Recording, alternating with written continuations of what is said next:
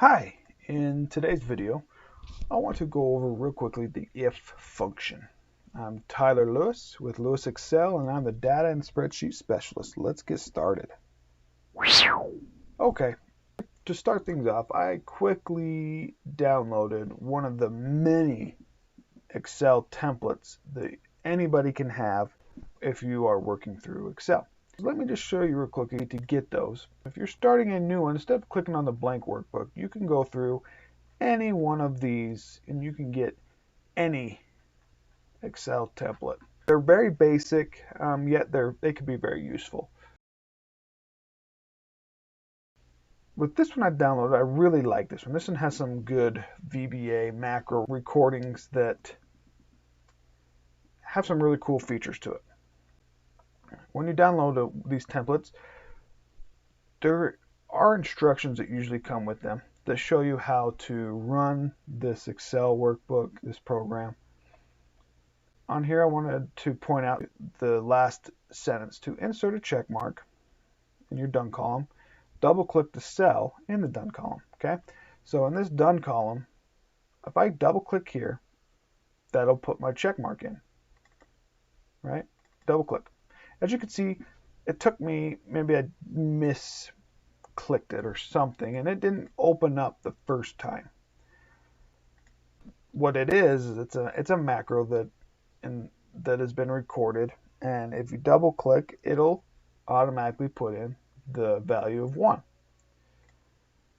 I think that's great. That is a really cool macro, really cool thing to do, and if you want to learn how to do that, add a comment in the comment section and I will definitely do that. The thing with this though is, in my Excel workbooks and worksheets, I like to try and to eliminate certain steps in inputting data. I want to make this as automated as possible. I want to make it as easy, not as burdensome. Any of those things in Excel, and that's what I love about Excel, is you can do many things to eliminate that. What I want to do is I want to take that step away from double clicking and adding the check mark of done, because if I type in the date here, to me that would signify that it is done, and I want that check mark to appear automatically once I enter in a date. Right? So what we're going to do is, in this cell, in the done column, each cell in the rows, I want to add an if statement. Equals if, and I'm going to push the tab, which will allow me to start the function. You can always click it on here, but one rule of thumb is try and do if I was you, and I would suggest highly to do the keyboard shortcuts. So tab in this case will automatically jump into the function. It'll create everything. It'll just add the open brackets, and a lot of times your function is more than 2 letters, so the if is not as difficult if you double click it onto that section that was over here. But there's some longer ones that if you do the first 2 or 3 letters, it'll show up here, and you can just hit tab and it'll work for you wonderfully. So first off, in the if statement, to do an if statement in the if function, is you got to create a logical test.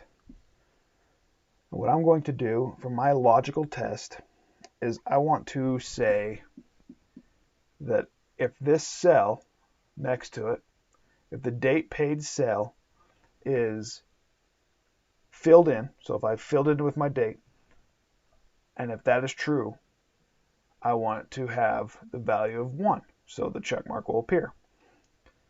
So what we want to do is, if cell E5 does not equal blank, so I want to do does not equal, right?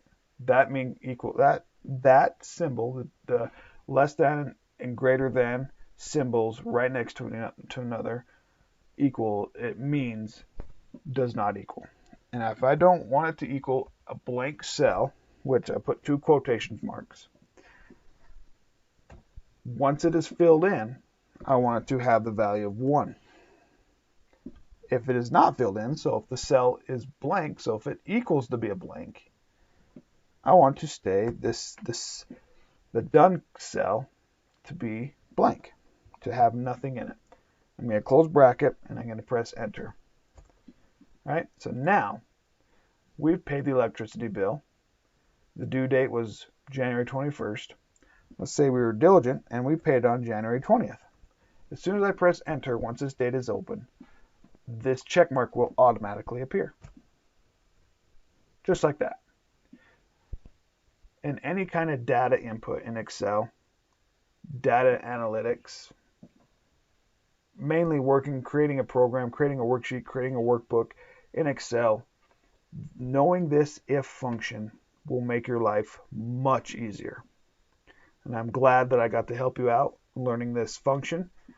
For more tips, for more videos on how to make Excel easier for you, follow my channel, like this video, and I look forward to making them for you and helping make Excel much easier for you. I'll see you later in the next video. Bye.